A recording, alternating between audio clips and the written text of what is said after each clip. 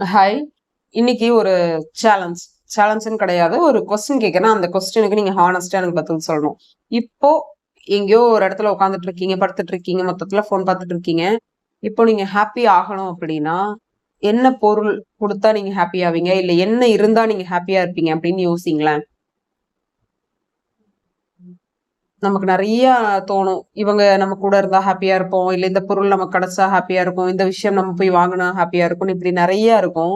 ஆனா இதுல நம்ம எங்க மிஸ் பண்றோம் அப்படின்னா, நம்ம டோட்டல் லைஃபயே நீங்க ஈர்ப்பு விதிக்குள்ள இருங்க. இல்ல நீங்க என்ன எவ்ளோ பெரிய ஹீலரா வேணா இருங்க. என்ன ஹீலிங் பிராக்டிஸ்ல வேணாலுமே இருங்க. ஆனா, இது ஒண்ணு கிடைச்சா தான் நான் ஹாப்பியா இருப்பேன். இல்ல இது எனக்கு வாங்குனா ஹாப்பியா இருப்பேன். அதெல்லாம் இல்லாம, அப்போ அடுத்த கொஸ்டின் என்னன்னா, அப்போ நீங்க ஹாப்பியா இருக்கிறதுக்கு ஏதாவது ஒண்ணு உங்களுக்கு இருக்கணுமா? சோ, இப்ப அங்க தான் நம்ம மிஸ் பண்றோமே. நம்ம லைஃபே எங்க மிஸ் ஆகுதுன்னா, இந்த மாதிரி சின்ன சின்ன விஷயங்கள் நெறைய இருக்கு. எதுவுமே வேண்டாம் நான் ஹாப்பியா இருப்பேன்ப்பா. எனக்கு நான் இன்னைக்கு ஒரு சூப்பரா பிளான் போட்டு நானும் என் ஃப்ரெண்டும் வெளிய போலான்லாம் கிளம்புனோம். லாஸ்ட் மினிட்ல அவ வரலன்ட்டா, இல்ல லாஸ்ட் மினிட்ல என்னால முடியல. ஹாப்பியா இருக்கீங்களா? உங்களுக்கு புடிச்ச சாப்பாட வீட்ல செய்றேன்னு சொல்லிட்டு, அதுக்கு பதிலா உங்களுக்கு பிடிக்காத வேற சாப்பாட செஞ்சுட்டாங்க. ஹாப்பியா இருக்கீங்களா? அப்புறம் உங்கள கூட்டு போய் இன்னைக்கு ஒரு பொருள் வாங்கி தரேன்னு சொன்னாங்க. திடீர்னு இன்னைக்கு வேண்டாம் டைம் இல்ல. இன்னொரு நாள் போய்க்கலான்ட்டாங்க. ஹாப்பியா இருக்கீங்களா? இப்படி உங்களோட லைஃப்ல உங்களுக்கு பிடிக்காத ஆபீஸ்ல வேலைக்கு போறீங்க. உங்களுக்கு பிடிக்காத ஒரு பெர்சன் கூட இருக்கிறீங்க. உங்க லைஃப் லீட் பண்ணிட்டு இருக்கிறீங்க. அப்புறம் உங்க ஃபேமிலி சிச்சுவேஷன் சரியில்ல. இப்படி என்ன வேணா இருந்துட்டு போட்டுமே. நான் ஹாப்பியா இருக்கேன் அப்படிங்கிற ஒரு விஷயம் என்னன்னா, ஏதாவது ஒண்ணு வச்சுட்டு, அந்த சப்போர்ட்ல நான் ஹாப்பியா இருப்பேன் அப்படிங்கிறது இருந்ததுன்னா, தயவு செஞ்சு அத நம்ம மாத்தணும். புரியுதுங்களா?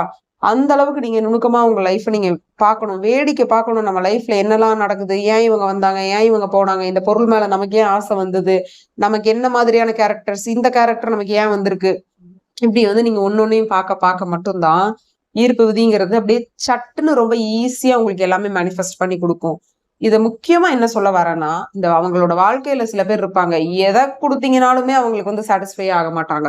அப்படி யாராவது இருந்தீங்க அப்படின்னா, இல்ல அப்படி யாராவது உங்களுக்கு தெரிஞ்சவங்க இருக்காங்க அப்படின்னா, முடிஞ்சா ட்ரை பண்ணுங்க சேஞ்ச் பண்ண. இல்லன்னா அது அவங்க கர்ம அப்படின்ட்டு விட்டுட்டு போயிருங்க. ஆனா இந்த வீடியோ பார்க்குற நானே அப்படிதான்ப்பா இருக்கேன். நான் மாத்தணும் அப்படின்னு நெனச்சிட்டு இருக்கிற ஆளா இருக்கிறீங்கன்னா, கண்டிப்பா உங்களுக்கு யூஸ்ஃபுல்லா இருக்கும். இப்போ நெகட்டிவ் எமோஷன்ங்கிறது சாதாரணமாலாம் நமக்கு வராது. சரிங்களா? அந்த நெகட்டிவிட்டிய நீங்களே எழுதுங்க. பாசிட்டிவ்னு போட்டு நெறைய எமோஷன் எழுதுங்க. நெகட்டிவ்னு போட்டு நெறைய எமோஷன் எழுதுங்க. நெட்ல பார்த்து எழுதுங்க. அப்பதான் உங்களுக்கு தெரியும். இது கூட நெகட்டிவா அப்படிங்கிற அளவுக்கு உங்களுக்கு தெரிய வரும். சோ அந்த அன்கான்ஷியஸ்ல நம்ம என்ன இருக்கோம்? இப்ப கான்ஷியஸா நான் இருக்கேன். உட்கார்ந்து நான் மெத்தட் எழுதுறேன். இப்ப 555 எழுதலாம்னு உட்கார்ந்து நான் பாட்டு கட கட கடன்னு எழுத ஆரம்பிச்சுட்டேன். ஆனா அந்த 555 இது முடிச்சதுக்கு அப்புறம் ரியாலிட்டின்னு ஒண்ணு இருக்கு இல்லையா? அந்த ரியாலிட்டில நான் ஒரு குணத்த வெளிப்படுத்துவேன். அந்த ரியாலிட்டில நான் ஒரு மாதிரி வேற கேரக்டர்ல இருப்பேன். அதுதான் ஒரிஜினல். அதுதான் இந்த யூனிவர்ஸ் பாக்குமே ஒழிய, இங்க உட்காந்துட்டு என் வாழ்க்கையில எத குடுத்தீங்கனாலும் நான் சாட்டிஸ்ஃபை ஆக மாட்டேன். நீங்க எனக்கு நகை வாங்கி குடுங்க, நான் குறை சொல்லுவேன். ஒரு நல்ல சூப்பரான காஸ்ட்லி ட்ரெஸ் வாங்கி குடுங்க, நான் உங்கள திட்டுவேன். எனக்கு புடிச்ச பொருள வாங்கி குடுங்க, அதுல நான் குத்தம் சொல்லிட்டே இருப்பேன். கொண்டு குடுக்குற உங்களையும் நான் திட்டுவேன்.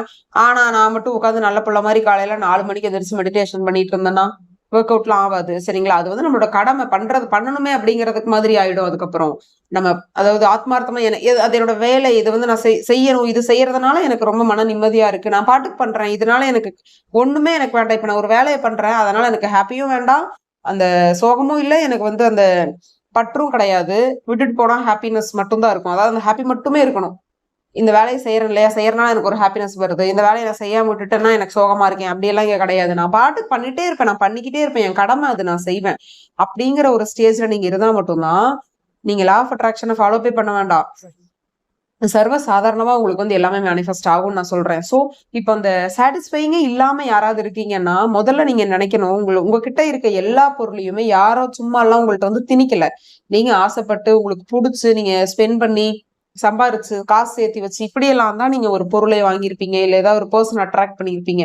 இன்னைக்கு அது உங்களுக்கு சரியில்லாம இருக்கலாம். இல்ல வாங்குன உடனேயே அது பிடிக்காம இருக்கலாம். அது மேபி உங்க இயல்பா கூட இருக்கலாம். இப்படியெல்லாம் இருக்கிறீங்கன்னா, உங்களோட லைஃப் உங்களுக்கு ரொம்ப ரொம்ப ஒரு கஷ்டமான வாழ்க்கைய மட்டும் தான் நீங்க வாழ்வீங்க தவிர, ஒரு மத்தவங்களோட லைஃப் பார்த்து நீங்க பொறாமப்படுவீங்க இல்லையா? இவ்ளோ ஹாப்பியா இருக்காங்க அவங்க பாரேன், நான் ஹாப்பியாவே இல்ல. எனக்கு என்ன கிடைச்சாலும் என் லைஃப்ல ஹாப்பினஸ்ஸே எனக்கு வரமாட்டேங்குது. அப்படிலாம் இருந்தீங்கன்னா, நீங்க அந்த ஹாப்பினஸ்ஸ உங்ககிட்ட இருக்கிற பொருள் மேல தேடுறீங்க. நீங்களே ரொம்ப பிராக்டிகலா யோசிங்க. ஒரு ஃபோன் வாங்குறீங்கன்னா, அந்த ஃபோனோ இல்ல ஏதோ ஒரு பொருள் வாங்குறீங்கன்னா, ஒரு 4 டேஸ், 5 டேஸ்ல அது ஒரு சாதாரணமான விஷயம் ஆயிடும். அதை வாங்குற அன்னைக்கு இருந்த ஒரு ஹாப்பினஸ் இருக்காது. லவ் பண்றோம் அப்படின்னா ரெகுலரா அவங்கள லவ் பண்ணிட்டே இருக்கும். ஒரு 8 வருஷம் 10 வருஷம் லவ் பண்ணி அவங்கள கல்யாணம் பண்றோம்னா அது ஒரு சாதாரணமான ஒரு விஷயமாயிரும். அந்த ஃபர்ஸ்ட் டைம் அப்படிங்கிறது மட்டும்தான், அந்த ஃபர்ஸ்ட் டைம் மட்டும் தான் ஃபர்ஸ்ட் டைமா இருக்கும்.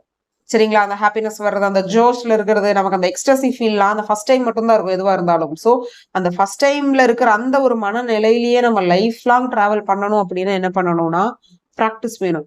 கிடைக்கிற எல்லா விஷயத்துக்குமே ஹாப்பி ஆகணும். அந்த ஹாப்பினஸ் அப்படிங்கிறத நீங்க தான் பழக்கிக்கணும். உங்க சப்கான்ஷியஸ்க்கு நீங்க தான் பழக்கி குடுக்கணும். ஒரு சின்ன விஷயம் கிடைச்சா கூட அதுக்கு அவ்ளோ ஹாப்பி ஆகுங்க. ஒரு விஷயம் உங்கள விட்டு போயிருச்சுன்னா கூட, ஓகே இது இது எனக்கு கிடைச்சிருந்தா நான் வேற விஷயத்துல எனக்கு பிரச்சனை வந்திருக்குமா இருக்கும். அதனாலதான் இது என்ன விட்டு போயிருச்சு. எனக்கு ஒண்ணும் பிரச்சனை இல்ல. Okay no problem. I am happy அப்டின்னுட்டு நீங்க தாங்க உங்க குழந்தைக்கு நல்லது கெட்டத சொல்லி வளர்க்குற மாரி, உங்க சப்கான்ஷியஸ்ங்கிற ஒரு விஷயம் நம்ம மூச்சு போயிட்டு போயிட்டு வந்துட்டு இருக்கு. நம்மளோட உடம்பு எப்பல்லாம் அசைவுல இருக்கோ, நம்ம இன்ஆக்டிவ் ஆகுற வரைக்கும் அது நம்மளுடைய ஆழ்மனம்ங்கிறது இருந்துகிட்டு வேலை செஞ்சுக்கிட்டே தான் இருக்கும். சோ அதுக்கு நீங்க என்ன சொல்றீங்களோ அததான் அது கேட்குமே தவிர, சப்கான்ஷியஸாலாம் உட்கார்ந்து தானாலாம் ஒண்ணும் யோசிக்காது. இங்க குழி இருக்கு, நீ போய் விழுகாதெல்லாம் சொல்லாது. குழி இருக்குதுங்கிற விஷயம் கூட அதுக்கு தெரியாது. நீங்களா போய் விழுந்தீங்கன்னா விழுக வேண்டியதுதான். ஆனா, இதுவே நீங்க வந்து ஒண்ணு ஒண்ணு என் லைஃப் இப்படிதான்ப்பா இருக்கணும். எனக்கு இதெல்லாம் கிடைச்சதுக்கு நான் ரொம்ப ஹாப்பியா இருக்கேன். இந்த விஷயம்லாம் என்ன விட்டு போனதுக்கு நான் ரொம்ப ரொம்ப ஹாப்பியா இருக்கேன். நான் என் வாழ்க்கைய வந்து ரொம்ப சாட்டிஸ்ஃபைங்கா வாழ்ந்துட்டு இருக்கேன். உனக்கு என்ன வேணுமோ அத நான் பண்ணி குடுக்குறேன். உன்ன வந்து நான் ரொம்ப ஹாப்பியா பாத்துக்கிறேன். அதாவது யார? உங்களோட மனச, உங்க சப்கான்ஷியஸ் மைண்ட் கிட்ட நீங்க பேசுறீங்க. உன்ன நான் எப்பவுமே நல்லா பாத்துக்கிறேன். நீங்க ஒருத்தர ரொம்ப லவ் பண்றீங்கன்னு வைங்களேன். ரொம்ப ரொம்ப லவ் பண்றீங்க. அவங்கள வந்து தாங்கு தாங்குன்னு தாங்குறேன்னு ஒரு காமெடி வருமே, அந்த அளவுக்கு தாங்கணும்னு நினைக்கிறீங்கன்னா, நீங்க எவ்ளோ தூரம் அவங்கள பத்தி யோசிப்பீங்க? அவங்களுக்கு என்னெல்லாம் தேவை? அவங்கள வந்து எவ்ளோ ஹர்ட்டே ஆயிறக்கூடாது. நம்ம ஒண்ணு பேசினா, அது வந்து அவங்கள தெரியாம கூட அவங்களுக்கு அது ஹர்ட் ஆயிறக்கூடாதுன்னு எவ்ளோ யோசிப்பீங்களோ, அந்த அளவுக்கு நிஜமாவே உங்கள நீங்க லவ் பண்ணா மட்டும் தான், உங்களோட ஹாப்பியான ஒரு லைஃப்பயே நீங்க வாழ முடியும். முதல்ல நீங்க உங்கள லவ் பண்றீங்களான்னு பாருங்க. உங்களுக்கு ஒரு விஷயம் புடிச்சதுன்னா, அவள அவ்ளோ அணு அணுவா ரசிச்சு, நீங்க உங்களுக்கு அத போட்டு பார்த்து, அழகு பார்த்து, நீங்களே உங்கள பிரைஸ் பண்றீங்களாங்கிறதெல்லாம் நீங்க செக் பண்ணுங்க. அதையெல்லாம் எதுவுமே பண்ணாம, கிடைக்கிறதுக்கு எதுவுமே சாட்டிஸ்ஃபையும் ஆகமாட்டீங்க. பார்க்கறது எல்லாத்துலயும் குறையும் சொல்வீங்க. அடுத்தவங்க வாழ்றத பார்த்து பொறாமையும் படுவீங்க. உட்கார்ந்து மெத்தடும் பண்ணுவீங்க, நேரமா எந்திரிச்சு மெடிடேஷனும் பண்ணுவீங்க. எல்லாமே நடக்கும்னா, பாவம் யுனிவர்ஸ் வந்து அந்த அப்படியே ஒரு எப்படி சொல்றது? நூல் கட்ட போட்டு நல்லா சிக்க வச்சு, "இந்தா பிரிச்சு எனக்கு குடு" அப்படின்னு நீங்க யுனிவர்ஸ்ட்ட குடுத்துட்டீங்க. இது எல்லாமே நமக்கு தான் பாவம். நீங்க நெனச்சு பார்த்துக்கோங்க. அது எவ்வளோ கஷ்டப்பட்டு பிரிக்கணும். இவன் என்ன பண்றா? ஏது பண்றான்னு பார்க்கும். அப்புறம் கடைசியில அங்கங்க பிச்சு போட்டு அந்த நூல் கட்டையே தூக்கி போட்டு போயிரும். "நீ என்னமோ பண்ணு. நீ இவ்வளோ நாள் என்னமோலாம் நெனச்சிருக்கல்ல, அதுக்கு இந்தா இத வச்சுக்கோ" அப்படின்னு நீங்க பாதி பாதியா எந்தெந்த தாட்லாம் போட்டு போட்டு விட்டுருக்கீங்களோ, அந்தந்த அளவுக்கு மட்டும் தான் நமக்கு கிடைக்குமே ஒழிய, அந்த 100% ஆன ஒரு ஹாப்பி லைஃப், நீங்க நெனைக்கிற அந்த ஹாப்பி லைஃப் அப்படிங்கிறது கிடைக்கணும் அப்படின்னா சாதாரணமா வெறுமனே லா ஆஃப் அட்ராக்ஷன் தெரிஞ்சா மட்டும் பத்தாது.